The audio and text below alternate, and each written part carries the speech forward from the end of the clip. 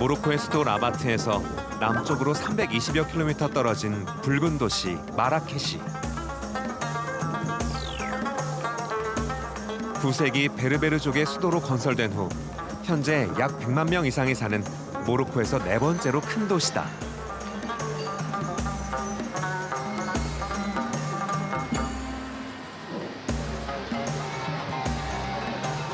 그런데 건조한 환경과는 달리 시내에 나무가 많다. 비결이 뭘까? 그 이유는 도시를 병풍처럼 둘러싼 최고 4,167m의 아틀라스 산맥 때문. 이 산맥이 사하라 사막에서 불어오는 열풍을 막고 또 지하수로를 통해 물을 공급해주기 때문이라고 한다. 메마르고 뜨거운 땅에 세운 녹색 문명이 궁금해진다. 붉은 성벽으로 둘러싸인 구도심 메디나. 성문으로 들어서자 오른쪽에 또 하나의 거대한 문이 보인다.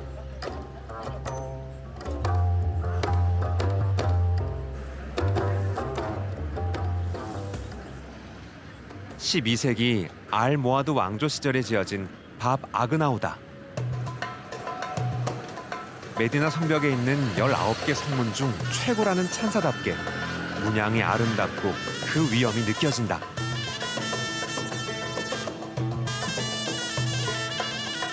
메디나 안. 2월이라지만 낮 기온이 20도 가까이 되는데 주민들의 방한 차림에 웃음이 난다.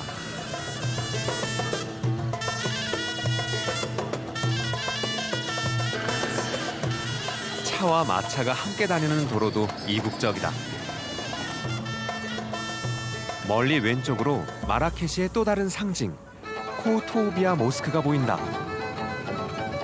1158년 지어진 이 사원은 모로코 건축의 걸작 중 하나로 첨탑 높이가 무려 77m에 이른다. 마라케시에서 가장 높아 이것을 기점으로 방향을 잡는다고 한다.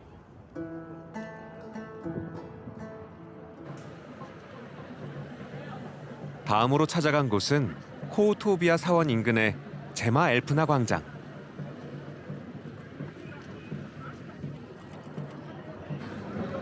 이곳에는 가장 큰 재래시장이 있어 관광객으로 늘 붐빈다. 광장을 걷는데 어디선가 피리 소리가 들린다. 가까이 가보니 피리 소리로 코브라를 춤추게 하는 행상들이다. 코브라를 가까이에서 찍어주겠다고 해서 카메라를 건네줬는데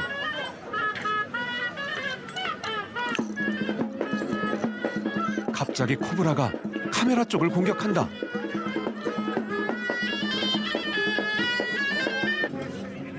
깜짝 놀란 관광객들과 달리 조련사는 태연하다.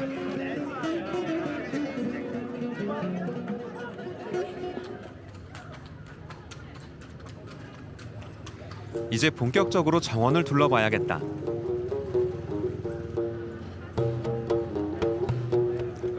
메디나 안에 위치한 바히아 궁전. 궁전 성벽 입구에서 궁까지 늘어선 나무들이 깔끔하게 정리돼 있다.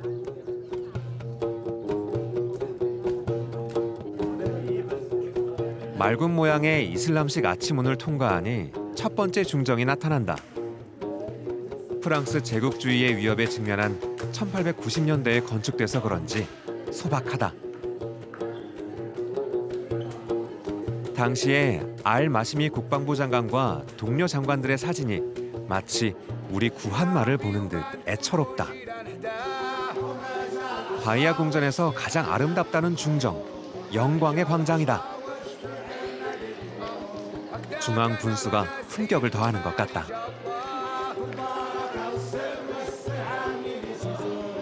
흰색 기둥과 파란색의 장식이 더위를 잠시 잊게 한다.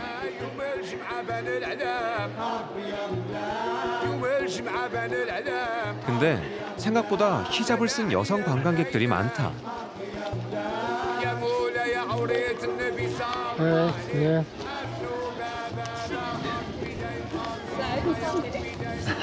아이 손을 잡고 가는 모습이 우리네 어머니와 별반 다르지 않다.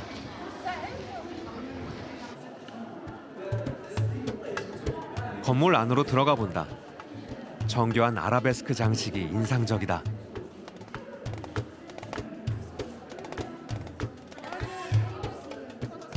천장의 채색이 무척 화려하다. 마치 우리나라 궁궐의 단청을 보는 듯 아름답다. 흑인 노예에서 출발, 후에 술탄에까지 오른 시무사가 이 궁에 4명의 아내와 24명의 첩을 위한 공간을 마련했다더니 과연 숨겨진 공간이 많다.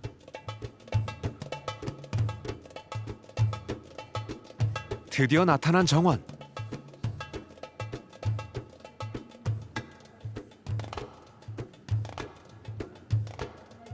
벽과 기둥의 장식이 무척 정교하다.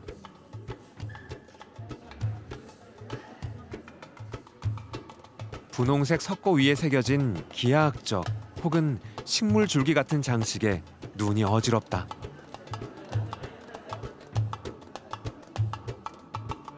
반면 정원은 상당히 소박하다. 하지만 4개의 사각형으로 공간이 명확히 구분돼 있는 일명 4분 정원이 특이하다. 중앙 분수도 뭔가 뜻이 있을 것 같다. 심어진 나무를 보니 바나나 나무다.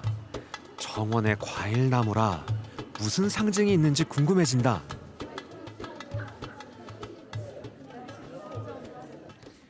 이슬람 정원의 원칙을 잘 보여주는 곳이 있다고 해서 찾아가 본다. 불어로 르 자르댕 스크레, 즉 비밀의 정원이다. 16세기 중반 건설된 사디안 왕조의 왕궁이었지만 이후 방치되다 2016년 정원으로 조성된 곳이다. 번잡한 메디나에 나타난 초록의 낙원. 이 정원의 큰 특징은 물 공급 체계다. 아틀라스 산맥의 눈 녹은 물이 정원까지 연결된다. 무슬림들은 11세기부터 카나트, 즉 지하수로를 만들어 오로지 중력과 낙차로만 물을 도시로 끌어왔다고 하니 감탄이 절로 난다. 일단 정원 내 물탱크에 도착한 물은 바닥에 매설된 관을 통해 정원의 정중앙으로 간다. 중앙엔 뜨거운 햇볕을 막아주는 아름다운 정자가 있다. 그리고 그 아래의 대리석 분수에서 차가운 물, 생명수가 솟아오른다. 동심원으로 퍼져나가는 물결은 신의 은총을 상징한다. 그리고 낙원에 있는 내 강을 상징하는 물길을 통해 온 정원을 구석구석 적신다.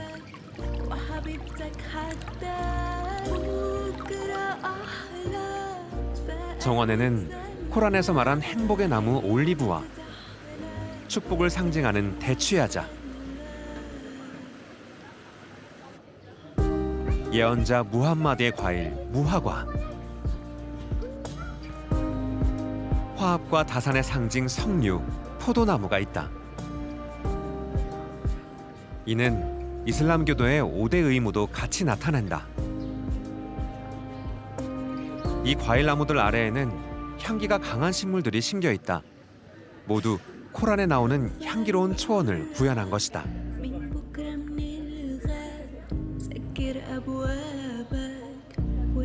이렇게 이슬람권에서 정원은 코란에서 묘사한 낙원을 지상에 구현한 공간이다.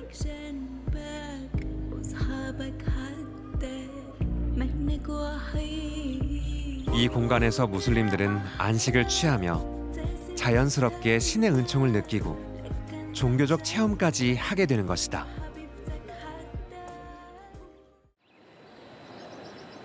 정원 중앙 벽면의 파빌리온이 아름답다.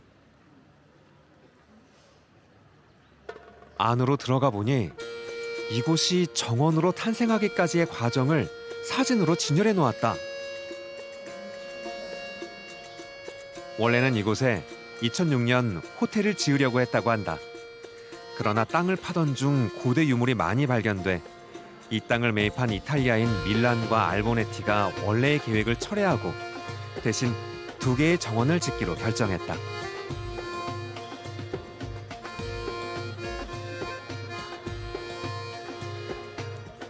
(8년간의) 공사를 마치고 2012년 마침내 아름다운 이슬람식 정원이 일반에 공개됐다.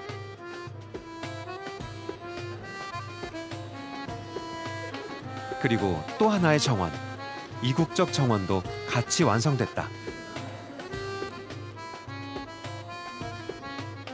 전 세계 5대륙에서 가져와 심었다는 이국적 식물들이 이슬람식 4분 정원 안에서 조화롭다. 복잡한 메디나 거리에 조용히 자리 잡은 이 정원은 이제 마라케시에서 손꼽히는 관광지 중 하나가 되었다. It's more a garden. It's not only garden. It's a garden and also a museum because it's really a plus for the attractions that you find now in the Medina, and it's rich of history, as I said, and it's really a big gift for Marrakesh. 이제 마라케시를 벗어나 남쪽으로 390km 떨어진 레그지라로 간다. 마라케시를 벗어나자 황량한 사막 풍경이다. 드디어 대서양이 보인다.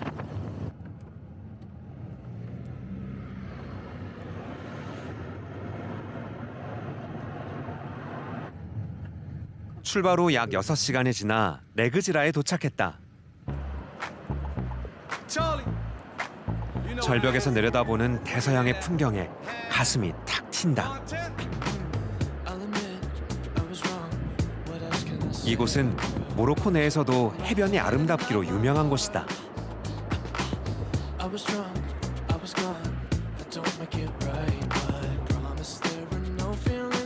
유럽 곳곳에서 온 캠핑카와 이들을 상대로 하는 음식점들이 들어서 작은 마을을 형성하고 있다.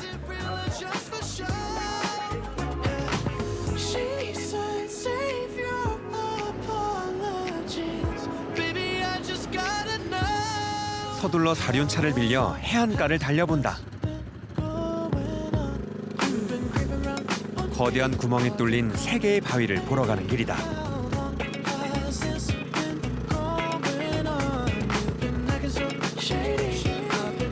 마침내 레그지라의 절경에 다가간다.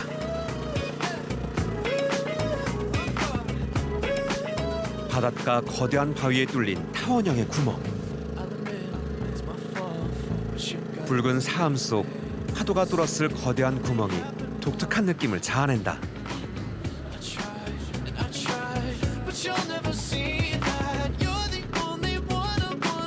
내친 김에 구멍의 형태가 더욱 크고 아름답다는 두 번째 바위, 일명 코끼리 바위로 가본다.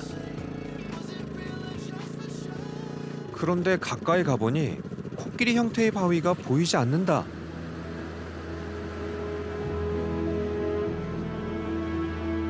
알고 보니 2016년 폭풍에 무너져 버렸단다.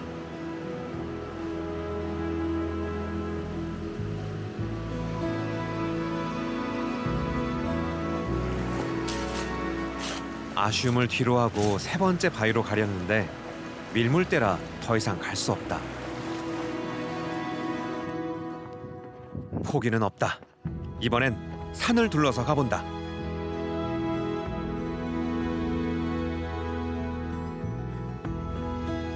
붉은 삶이 펼쳐진 길을 한참 내려가니 멀리 3번째 바위가 보인다.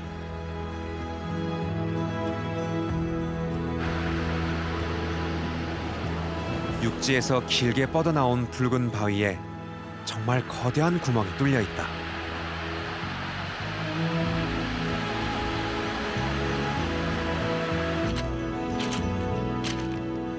가까이 가보니 이 바위 역시 타원형 구멍 위쪽으로 균열이 상당히 진행되고 있다.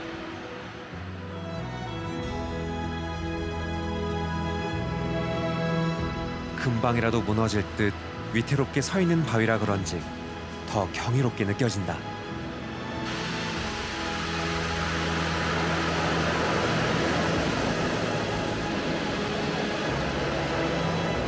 눈부시게 아름다운 경관을 주고 또 가차없이 뺏어가는 자연의 거대한 힘 앞에 한없이 겸손해지는 순간이다.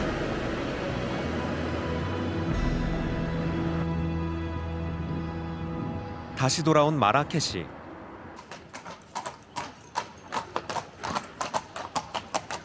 마지막으로 찾은 곳은 마조렐 정원.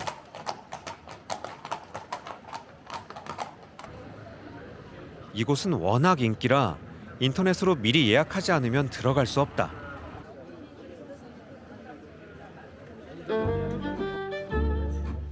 (1924년) 프랑스 식민지 시절 자크 마조렐이 건너와 설계한 정원인데 이후 1947년에 일반에 개방된 곳이다.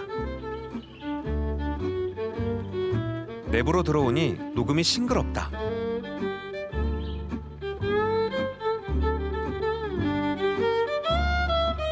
그런데 특이하게 노란색, 파란색 등 원색의 화분들이 눈에 띈다. 좀 더 들어가니 이슬람식 정자도 원색이다. 기둥과 내부조차 시퍼렇다 보니 좀 당혹스럽다. 수로 양옆 파란색과 식물의 대비가 조화롭다고 해야 할지 모르겠다. 안쪽으로 들어갈수록 파란색의 사용이 더 과감해진다. 그런데 분홍빛 기둥 위에 얹어진 파란 격자 지붕의 조형물이 약간 신선하게 느껴진다. 물 위로 놓인 다리. 이제는 바닥부터 기둥, 천장까지 온통 파란색이다.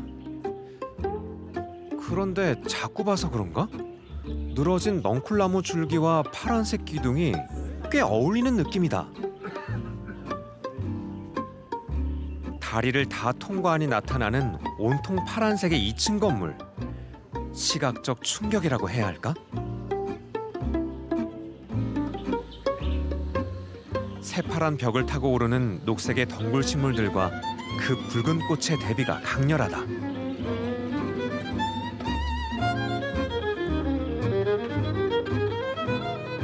파란색 벽을 배경으로 자라는 화분의 식물이 비현실적인 느낌마저 든다. 지금껏 보지 못한 원색과 녹색 식물의 대비가 이채롭다. 이번엔 파란색 2층 건물 앞쪽으로 가본다. 놀랍게도 온통 선인장이다.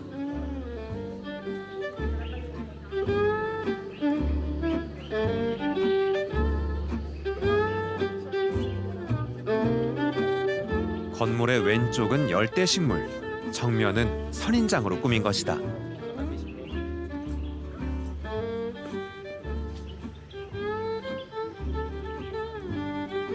거대한 선인장들이 건물의 밝은 파란색과 만나 독특한 분위기를 만들어낸다. 일명 마조렐 블루라 불리는 밝은 파란색을 배경으로 한 선인장의 모습이 이국적이다.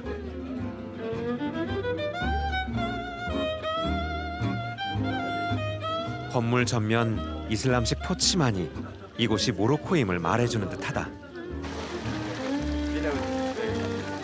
거대한 선인장들을 마치 녹색 파수꾼처럼 거느리고 서 있는 파란색의 2층 건물과 분수대.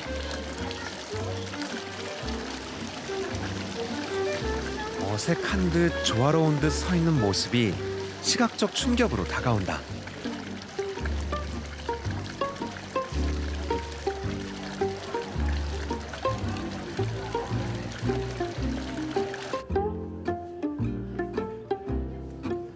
이런 독특하고 낯선 분위기를 사람들은 어떻게 생각할까? It's a beautiful, beautiful garden. I visited a few countries, but we never seen cactuses like this before. And they're not short cactuses, they're big, big cactuses. Very beautiful, very neat, Morocco in general. Very colorful. 거대한 미르틸로 선인장, 일명 용신모. 정말 용의 비늘이 느껴지는 듯하다. 덩굴처럼 다른 나무를 타고 오르는 힐로치레우스, 즉 용과 선인장도 이채롭다.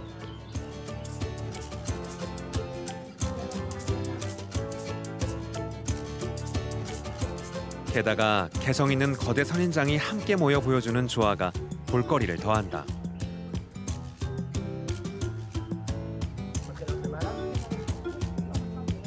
여기에 푸른색을 포함 원색을 배경으로 선 선인장들은 예술적인 느낌마저 들게 한다.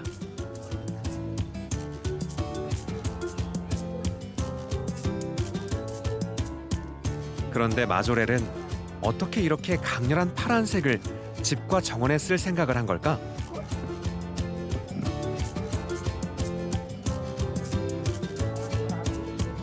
베르베르 박물관으로 사용되는 이 건물에 답이 있다. 천식 치료를 위해 건조한 마라케시에 정착한 마조렐은 베르베르족 여인들이 사용하는 밝은 파란색에 매료됐다고 한다.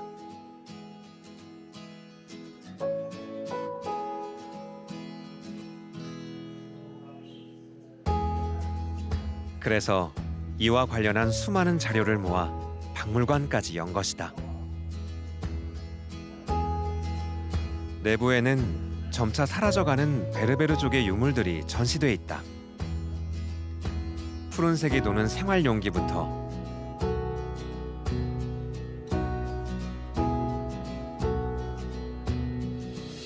손풍로와 부싯돌 없이 불을 일으키는 도구도 보인다. 이 맷돌은 아르간 열매를 갈아 기름을 뽑는 용도라고 한다. 이건 설탕망치다. 바카차에 넣는 각설탕을 깨기 위한 용도다. 장식이 무척 정교하다. 좀 더 안쪽에 엄청 넓게 보이는 공간이 나타난다. 어떻게 작은 2층 건물 안에 이렇게 큰 공간이 있을까? 자세히 보니 천장에 크기가 다른 조명을 무수히 달아 별이 가득한 광활한 밤하늘을 보는 느낌이 들도록 했다.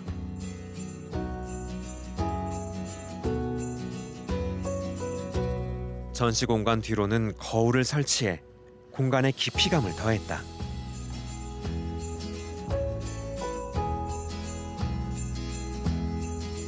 이런 공간에 전시돼서인지 베르베르족의 유물이 더 신비롭게 느껴진다.